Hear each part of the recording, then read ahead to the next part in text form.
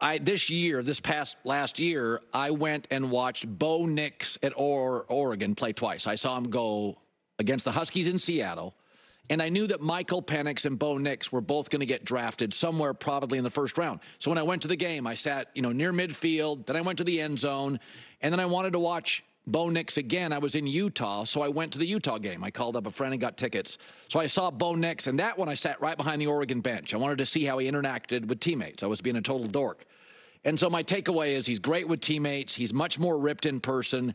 My only question was, does he have a good arm? Well, one of the things I watched last week, it's like he's got a better arm than I gave him credit for. And Sean Payton, I reached out to Sean Payton, and Sean's like, arm is not an issue. He can make all the throws. It is not an issue.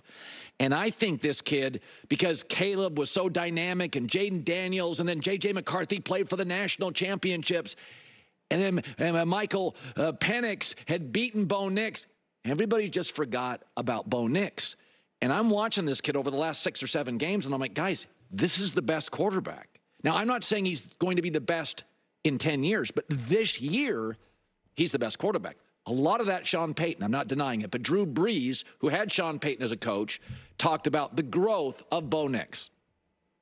You know, it was going to take a little bit of time this year. Hey, he's a rookie quarterback. He's going to do rookie stuff at times. He's still developing an understanding and a comfort level with the offense. He's developing a chemistry with all of his receivers. So now I think we're just starting to see, hey, we're 10, 11 games into this thing, and this is what you're seeing.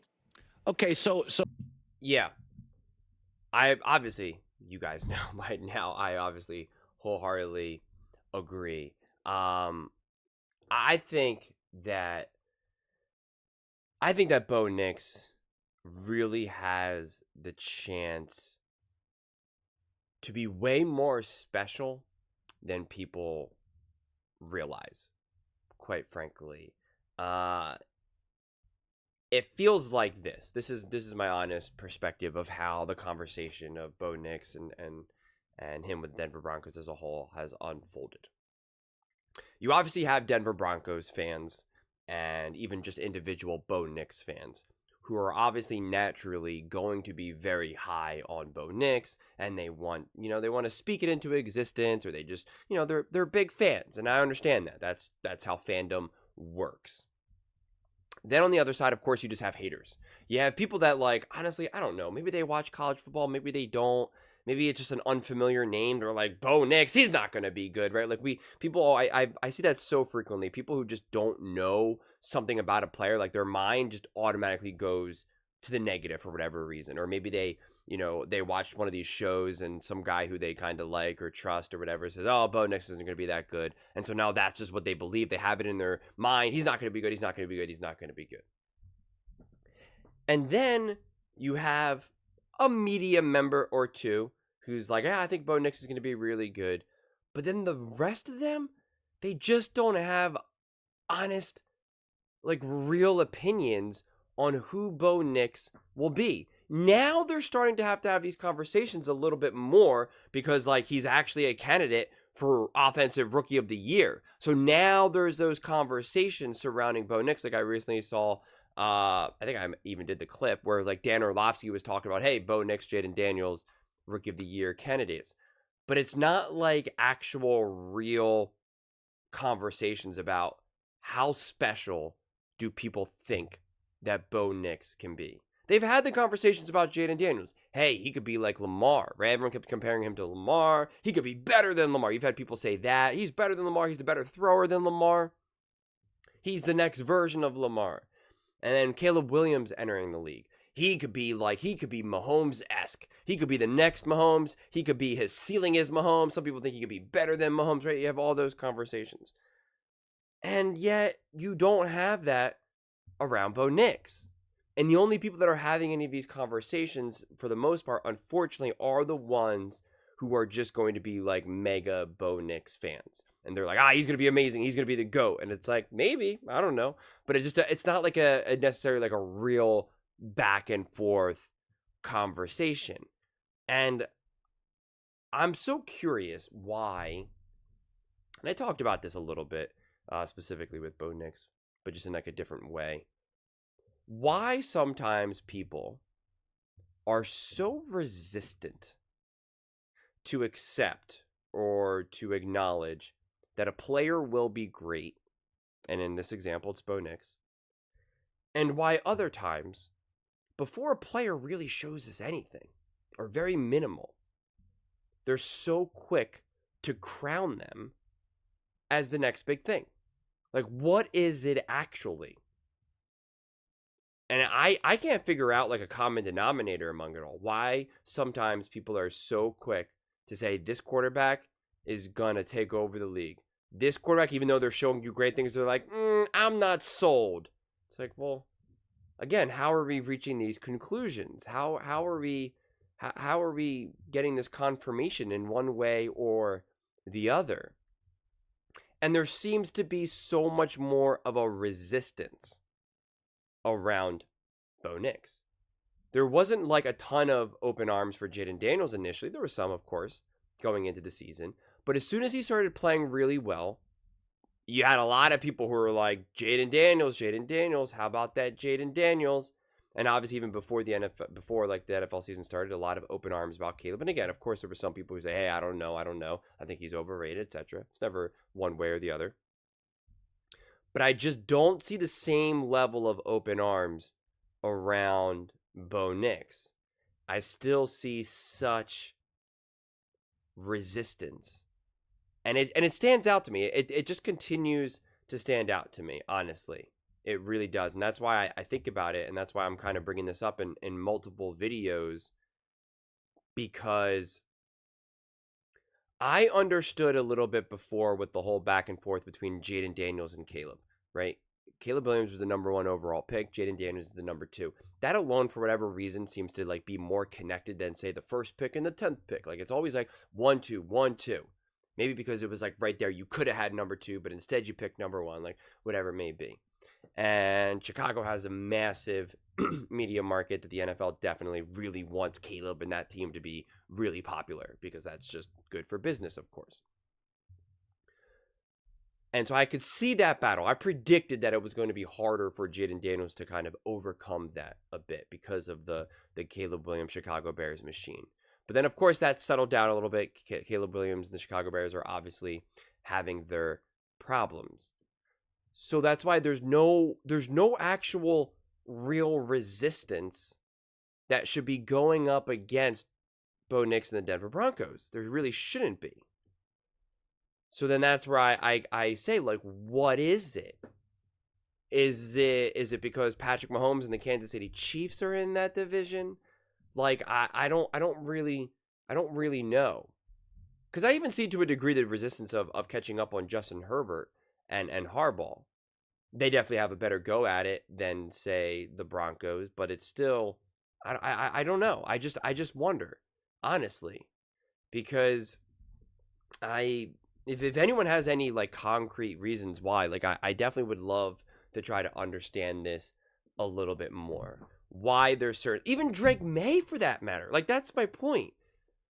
Like, even Drake May, and maybe it's because he was a higher draft pick, but we're all talking about within a few rounds of one another. So it's not like we're talking about first pick on like a 4th rounder or something. But like when Drake May got his first couple of starts, people were like, "Whoa, look at him." And they talked about him. It became like a legitimate talking point around the NFL on multiple networks, multiple segments, multiple shows. I don't see that same energy behind Bo Nix, and I don't understand. I really don't. Another great example about this is the Denver Broncos obviously lost to the Kansas City Chiefs. I think Bo Nix played great. It was an awesome game. They obviously lost. And I highlighted this when this first happened, right? All the stories were about the Kansas City Chiefs and Mahomes, and oh my God, they found a way, blah, blah, blah. And I was like, what about the Denver Broncos? What about Bo Nix? This is crazy. And it just feels like, even if it, because I think I maybe said this before, but I use like Caleb Williams as a reference. But like, if it was Jaden Daniels or even Drake May now for that matter, if they had that same game and still lost, I still feel like people would have been like, impressed by Drake May? ? Like, it would have been like a jumping off point. It would have been a conversation starter. And there was like no real conversations about that.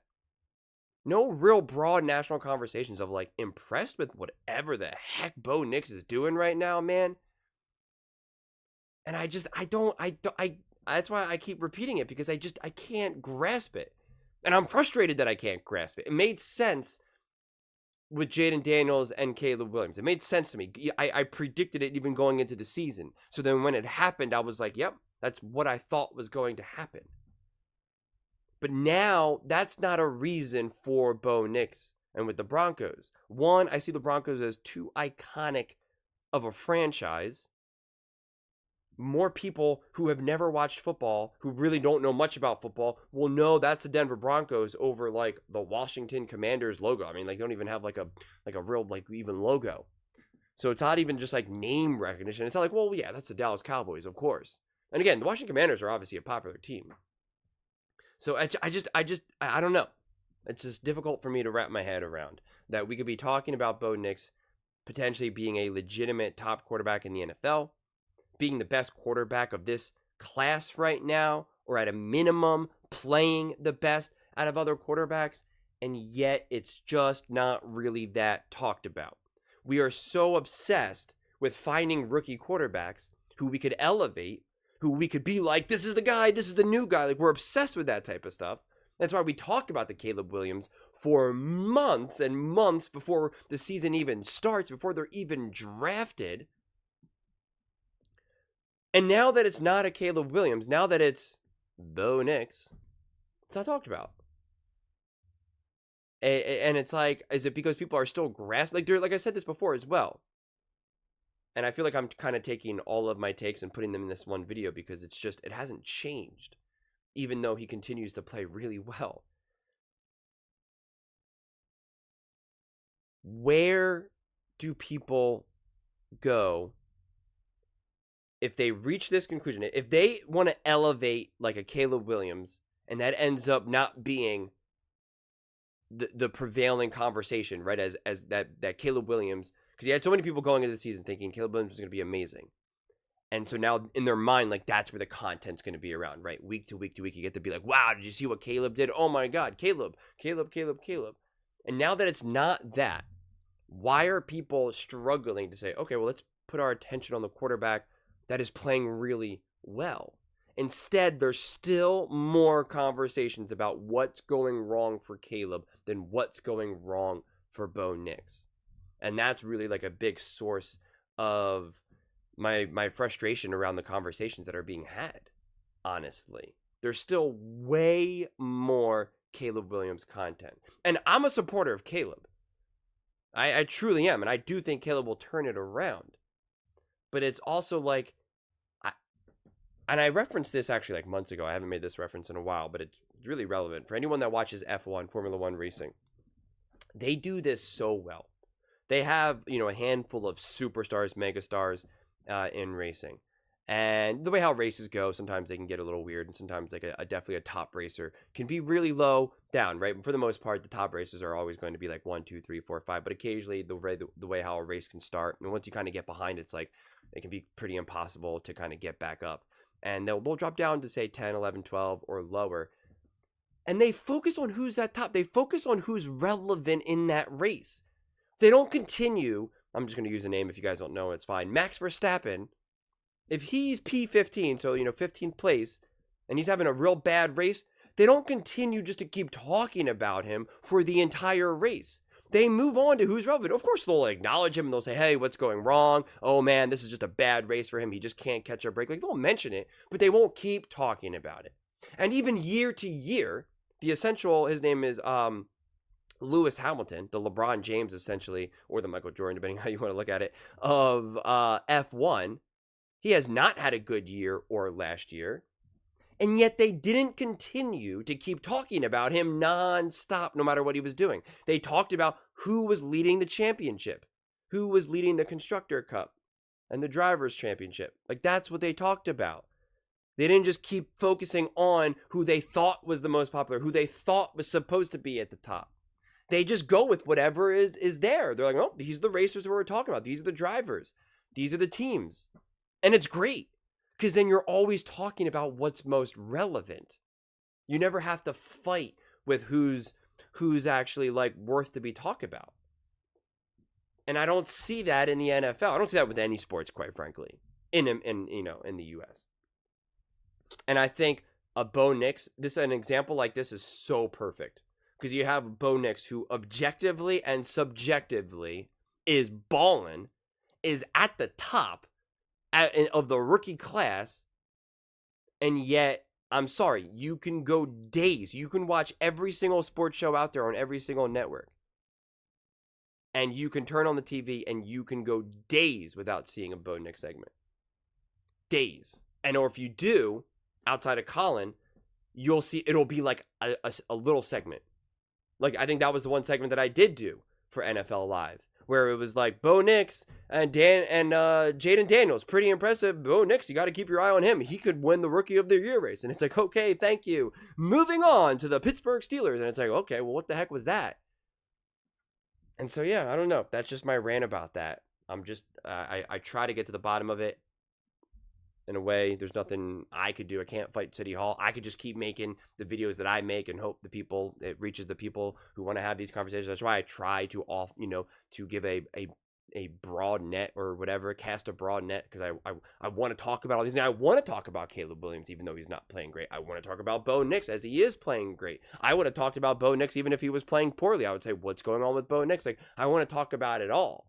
And maybe that's just a benefit that I have, because I could make kind of like endless videos where people on TV, they're going to be a little bit more limited by their time slot. They work only 5 days a week. I'm like going 365, 24/7. So maybe it's just like a TV thing versus a YouTube thing, or they think people just have kind of this limited thing. I don't know. I think also, to a degree, there's too much of this obsession with trying to predict what's popular, or what drives ratings or clicks or views or whatever. And for me, it's kind of like, let's just keep having these conversations and then see what happens. Like, as much as it hurts to make a video that like not a lot of people watch, just because it takes a lot of actual time and energy to do it, and so it's definitely a bummer, it's still one of those things where it's just like, all right, well, I'll make it anyway and see what happens, rather than being like, I don't know if someone's going to like this, so I'm just not going to do it, right? Like, I think there's too many people try to predict. So I think maybe going into, say, an episode of insert random show here, it's like, what do people want to talk about? How great Bo Nix has been looking, or how bad Caleb Williams has been playing? And it's like, people want to talk about Caleb Williams. So then they go there, rather than saying, you know what, let's just make both of them. Let's just talk about both of them and see what happens. You don't see enough of that. So I don't know. That's just kind of my what I've been thinking a lot about with regards to this, because it continues to stand out to me. And then when Colin actually has a legitimate segment on Bo Nix, I'm like, oh, right, this is what this looks like. This is what this looks like. Why is this nowhere else? I mean, has First Things First, have they done a legitimate segment on Bo Nix? I don't think they have. They've done Caleb Williams. They've done Jaden Daniels. They've done Drake May. Not Bo Nix. Why? First Things First is one of the most popular sports shows out there. It's not there. It's not on Get Up. It's not on NFL Live. Not on First Take. It's not on any of these shows. So I don't know. And if you guys know where it is, like, let me know. Like, please, let me know. I struggle to find it. But those are just my thoughts. I'd absolutely love to hear yours. What do you guys all think about, obviously, Bo Nix and the Denver Broncos and just how great he's been, but also just where these conversations go? And again, I really encourage you to think beyond just, oh, well, the media is biased against the Broncos. Like, I'm really trying to find like more fundamental, practical reasons why some of these things unfold, because I'm personally trying to make sense. Because at first I was confused about Washington Commanders' lack of attention from the Commanders, and then the Commanders fans really explained to me, like, well, listen, with the ownership and all the problems that they had there, the media really did not want to cover the Commanders, and they really kind of fell out of favor. And it was like, okay, that makes sense to me. That was like, okay, I totally get that. I understand that makes a lot of sense. And I'm just curious, is like there another thing with the Broncos that I'm missing? Like, is that a layer or a dimension that I'm missing? Please let me know so I can just be more educated on the topic. But let me know in the comments below. I read every single comment, so whether you agree with me or disagree with me, either way, let's get in some discussions, let's get in some fights, but ultimately, let's just have some fun. And please do consider subscribing. We are building an amazing community here, and I'd absolutely love to see you part of it. I want to build something that we all genuinely feel connected to, something that we're really excited to be part of. I think we're well on our way to doing it. And please don't forget to give this video a thumbs up, as it really does help with the visibility and the algorithm. Thank you so much. See you next time.